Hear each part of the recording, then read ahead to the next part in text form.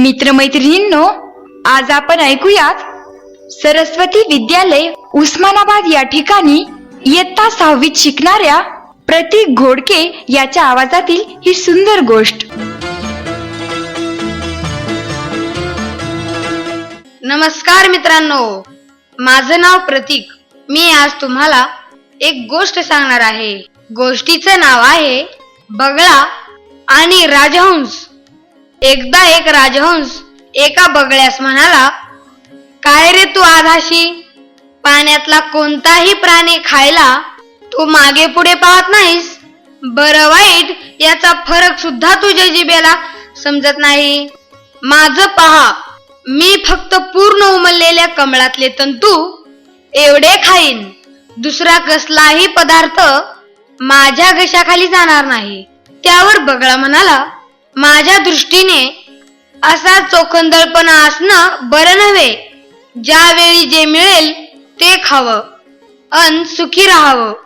खाण्याचा पदार्थ दिसला की तोच खावा, हेच शहाणपणाचं। असे म्हणून बगळा उडाला आणि जवळच्या तलावाकाठी गेला। तिथं कडेला त्याला एक मासा दिसला। तेव्हा विचार न करता त्याने तो एकदम गिळला, पण आत असलेला गळ घशाला लागून तो जिवास मुकला। राजहंस आपले आवडते खाणे दुसऱ्या कमळे असलेल्या तळ्यात गेला, पण तिथे हंस धरण्यासाठी जाळे लावले होते आणि त्यात तो सापडला। मग मित्रमैत्रिणींनो, लक्षात आलं ना, कोणत्याही गोष्टीचा अतिरेक हा वाईटच। ही गोष्ट तुम्हाला कशी वाटली मला जरूर कळवा। धन्यवाद।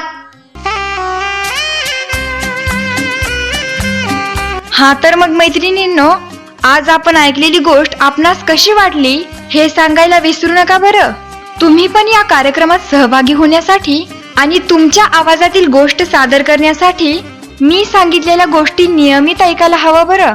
आपण सर्व मित्रमैत्रिणींना एकत्र आणण्यासाठी आणि आपला आवाज सर्वांपर्यंत पोहोचवण्यासाठी मी आरती नाईक चेंज मेकर यांची शतशः आभारी आहे।